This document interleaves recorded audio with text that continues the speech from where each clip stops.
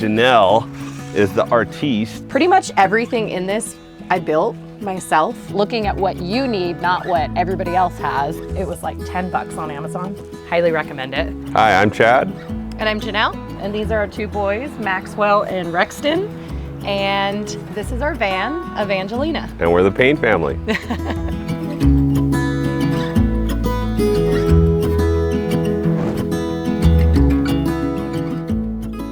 So this is pretty much the living space in our van. We decided to go with a fixed bed just so that we wouldn't have to continually take it down and then put it back together. So we built this so that we could have all of our garage space, and it actually is a queen size bed. So we utilized these window openings that I made into arches. And my husband is 6 foot, and he sleeps actually with his head really close to this, and his legs can go out this way, and he's able to lay comfortably. So I'm on that side, but it's been really nice. It's probably the comfiest bed that we've had in one of our RVs. And then I also built these upper cabinets. So I made one for each one of us in our family. And this is basically just where we keep all of our clothing. And then this one's mine. And this is more of our junk drawer because my husband likes to be in the garage. So he keeps everything down there in a bag. But that's pretty much this. And then this over here is actually when with Ford Transits, they have a rear AC heater system that I pretty much took all of it out, but I kept the one duct that came up right here. So if it does get really hot at night, we can just turn on the car really quick and then it blows out here. But that's the vent. And I just made this to make it look cuter. So we have our two boys who are 5 and 3. And this basically kind of pulls out into a twin size bed. It doesn't look that great underneath because I didn't know how to finish it off because I wanted to utilize all of this storage. So it's kind of more like where we throw all of our shoes, and then we have some of like our cast iron pots and then our window coverings that we roll up and we just shove them down here. And you don't really notice it, and then it's easy access to be able to get to it. Pretty much everything in this I built myself. And so this countertop is actually like just a really thin piece of plywood that I added like a thicker piece to the edge, and I painted it white, and then I poured epoxy onto it to make it look like it's a stone, but it's like super lightweight. And it actually didn't even cost me anything. It was all leftover stuff I had. And to get the swirl and everything, I just added a little rust colored spray paint in my clear epoxy, and it gave it that look. I went with a rose gold faucet.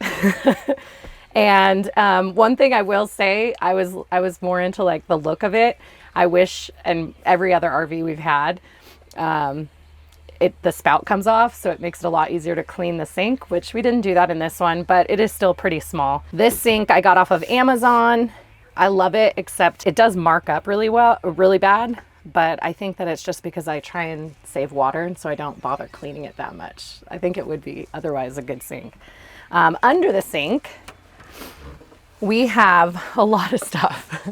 So this I just added to. So this gives us 6 extra gallons of drinking water.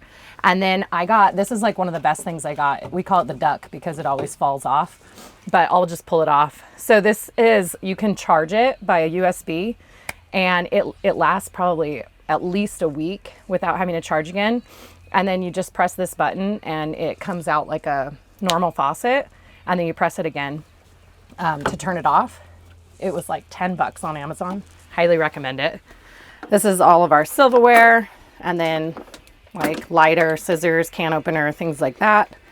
We don't have much in here. And then this is our pantry that kind of just slides out. Things get stuck sometimes. And yeah, This is where we keep most of our like dry goods stuff, and then the rest goes in the upper cabinet. And then we have our fridge. So this is I think it's called Tacoma. I'm not sure how you pronounce it. It's very small, but it does the job for what we need. And it's pretty messy in there, but that's our fridge. And then this is our 2-burner gas stove. So we like to cook on an open flame. And so that's why we chose to go with propane, along with not having to steal power from our battery bank. And it works great. We love having this. We usually cook everything in here for the most part, as long as if there's no fires allowed outside.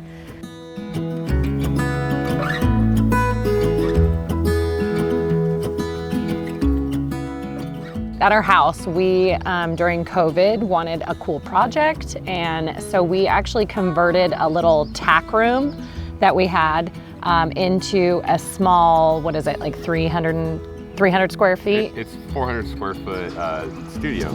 It's a tiny home. And we absolutely loved it. And we actually rented out to travel professionals, usually like nurses, doctors, people that are coming through our area in California.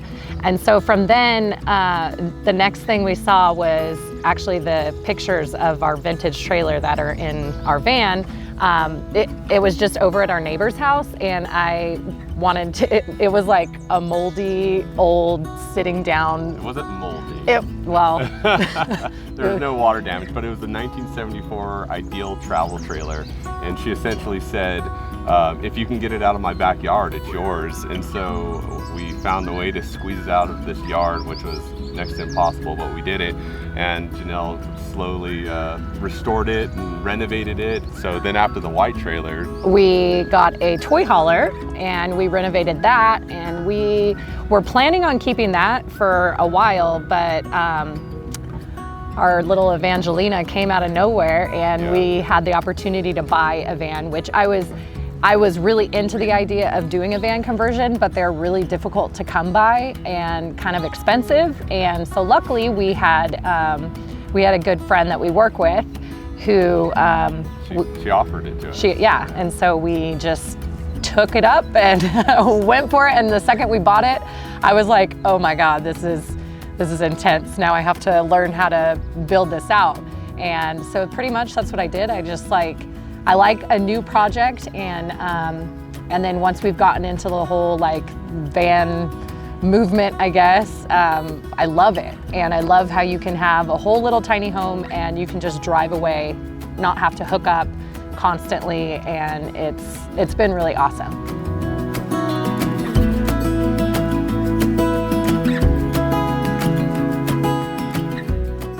Okay, so this is our full shower. So on the outside, I used a company called Tic Tac Tiles, and I've used them several times. They're really cool. These are actually like a peel and stick stone, and I did that throughout the kitchen, and then I just decided to wrap it on around the whole outside, and I love it. It's also cool because it's kind of like a beigey, dirty look. Not dirty, but it hides a lot of the mess that we have around here. But we opted to make a full shower. This is like a 36 by 24 shower pan. And we went with, this is actually a bidet shower head. Well, it's not a shower head, it's just a bidet, but we're using it as our shower. And the reason we did that was because we wanted to conserve water, and this has a on and off switch. So as long as it's on, and then you can control how much water. So you can like wash off really quick, and it's not just wasting all of our water. But this is a Thetford porta potty. It's basically just like any RV toilet, but it's portable. So we can like literally pick this up and take it out of the shower, but we normally just leave it in here, and it's a nice little shower seat, You can just relax, take a look out the window. And then these are all just a peel and stick tile as well. Luckily it's not like you're waving your water around, so they've held up okay. I don't know how long term they'll be, but that's pretty much the shower. This area took me forever to try and figure out. I swear when I was building it, I think I came back to this project like 10 times over the course of a couple months because I didn't know how to do it. But once I built the frame, these are actually like really cheap plastic, like closet door tracks, but they were like $10, and I just took some spare wood and popped them in. And so it's really easy to access this.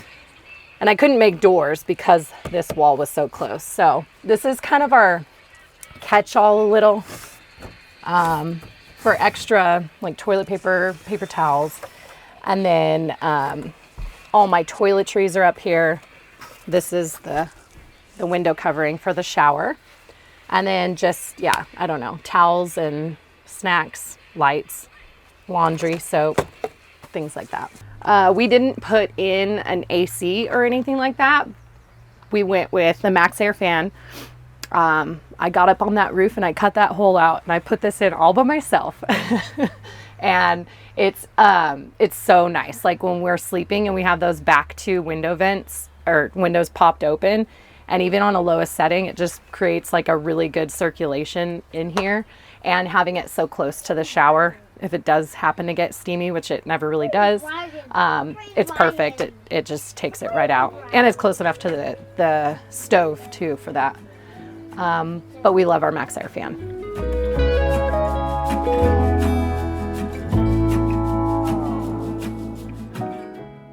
So we just finished this build like about a month ago, I want to say. What month are we in? April still? So yeah, back in March we finished it. So this is all new to us, and this is our first long period of time that we've spent in it.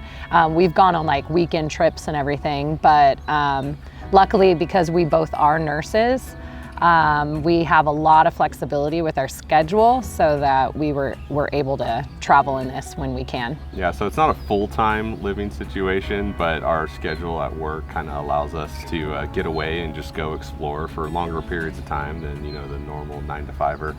So it's a cool situation we have. Yeah.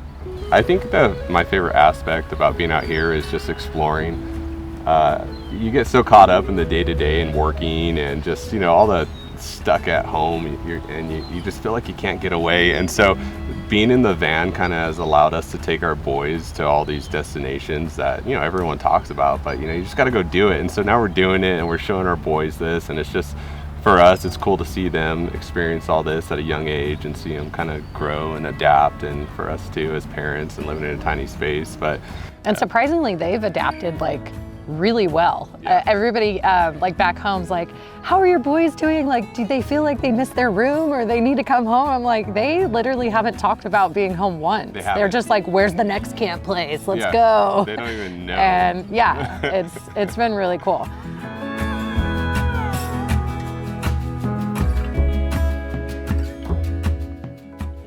It's a 2-wheel drive, and like I said, it's a passenger van, but we wanted to kind of beef it up for an appearance, but also give it a little more capability. So Janelle's cousin David at No Limit Tire hooked us up with these all-terrain tires. So these are Falcons, all-terrain. They're kind of like an in-between, like a mud tire and a street tire. So they're pretty smooth, but they're still very capable.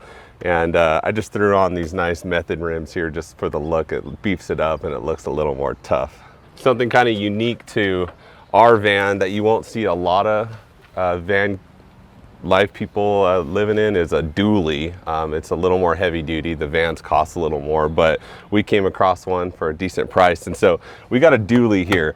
And so like I said, it's a 350 HD and it's a dually, which means that it can handle a ton of weight on the inside, and it can actually tow a lot. So we enjoy it, and surprisingly it has really good gas mileage in my opinion for a diesel dually big heavy duty van. We get like 16.5 miles per gallon driving around city and highway.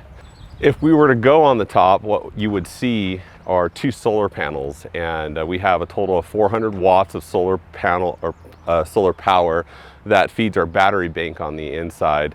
You also up there see a Max Air fan that you guys will see on the inside as well, but that's really effective at pulling air inside or taking it from the outside and pulling it in. You can kind of change the way the air flows depending on what you need. I'm going to show you the bank on the inside, the battery bank, and then this is kind of my favorite thing. I geeked out on it a little bit, and some people might say it's a little excessive, but we actually have a smaller battery bank. We have 200 amp hours of battery bank, and that's for 4 people, and we have a hot water heater inside and all of our AC and DC power on the inside. And the reason why we're able to get away with only 200 amp hours of power in our battery banks is because we have the capability of charging the battery bank with the solar power on top. Several campgrounds you go to have shore power, so we can plug in, so we get power from the sun, or we can plug in. And then also I've hooked up a DC to DC charger, and so I have wiring running to the alternator of the engine. And so whenever the van's on, if I want to, I can turn that on and we can charge our battery bank with the engine itself. So that gives us a lot of flexibility. If the weather conditions were poor and I can't get any solar, and I don't have shore power, I can just turn the engine on. If I'm just parked somewhere with shore power, we have full hookups, I just plug in. Or if it's just a nice day, the solar panels do a really good job at keeping the battery bank charged. This is our garage, and so usually it's a little messier. But right away you'll notice that I have a little panel here, and I can kind of scroll through, and it tells me my voltage on my batteries and also gives me my percentage. I can look at several things from here, and so this is the Victron Energy setup, and it's a nice one. It's pretty pricey, but I felt like it was worth it just because of its capabilities. And then this is our digital multi-control monitor here, and I can turn it on or off from here, but it basically lets me know that the inverter's on. If there were any issues, it gives me light codes that lets me know what the error might be, and then it lets me know if I'm plugged into shore power like we were talking about, what part of the charge we're in, whether it's bulk, absorption, or float. And then I can control how much power I'm actually pulling from the shore, so I can kind of limit it. You'll see in here, and Janelle is the artiste. Oh, yeah. And so she kind of just took some scrap wood that we had in our backyard, and she made these little murals here. She painted them. And so this is kind of where I keep my electrical cable to hook up to shore power and just an extension cord. It's a little dark in here, but what you'll notice are my batteries. So these are Battleborn 200 amp hour, or it's 100 amp hours, but I have 2 of them for a total 200 amp hours. You'll see that I have a DC fuse box. I got an AC fuse box. These blue things mounted on the wall here are my DC to DC charger, which is the alternator charging. The one next to it, the MPPT controller, is for the solar panel. And then right here, I have an inverter charger. And so that's for the shore power, and it also converts all the DC power from the solar panels and from the battery bank into AC. So you have regular plugs in here. So it kind of gives it more of a homey environment. And then this guy here is just a big old bus bar. And so it's a really nice one, and it's capable. All the heavy duty fuses are in there. So it's a real clean, organized setup that kind of gives you everything you need. So we try to keep it as available for storage, because there's 4 of us, as we can. But ultimately, there's a lot of things that we fit in here. So you saw the electrical system. In here, we have a big old propane tank, and it's just kind of hidden. We chose propane because, again, I only have 200 amp hours of battery life, and the propane lets me cook on my cooktop on the inside. And I love to cook, and I prefer to cook on fire, and propane goes a long way. So the propane's in here. You can turn it on or off, and it feeds to the kitchen. Right next to it, we have this, I think it's a 30-gallon freshwater tank. And that can be plugged into, if we're at like full hookups where we had shore power or just water available, I can plug the van into the site's water source and it'll pressurize the whole system. Or if we're dry camping like we are right now, I filled this up, and so we got 30 gallons here, and it's hooked up to a water pump, and the water pump, you just turn it on and it pressurizes the system. And 30 gallons actually goes a pretty long way, but you got to be pretty mindful of how much you're using. And then next to that, you'll end up seeing a hot water heater, and it's an electric hot water heater. And so it charges, heats up, I think it's a 4.5 gallon tank, and it does that in about 15 minutes. And if you're being conservative with your water, I mean, even a family of 4 like us can take a quick shower, and it's hot, and it's nice. It's a little luxury that we have. And that's pretty much everything here in the garage.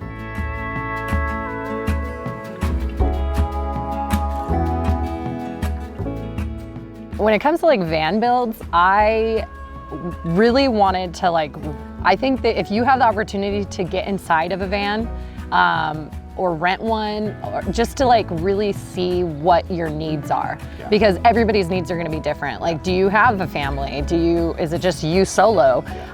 There's so many different layouts you can do, or just the way you put your bed, if it's going to be fixed, if it's not. Do you need a shower? Can you shower outside? Are you going to be going in hot weather, cold weather?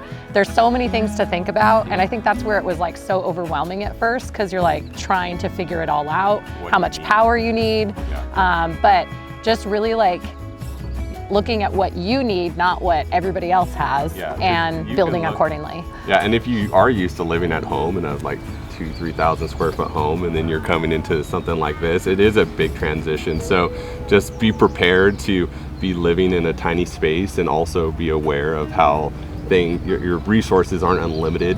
But it really helps you appreciate the important things, and how precious it is to have just power. Yeah. Water.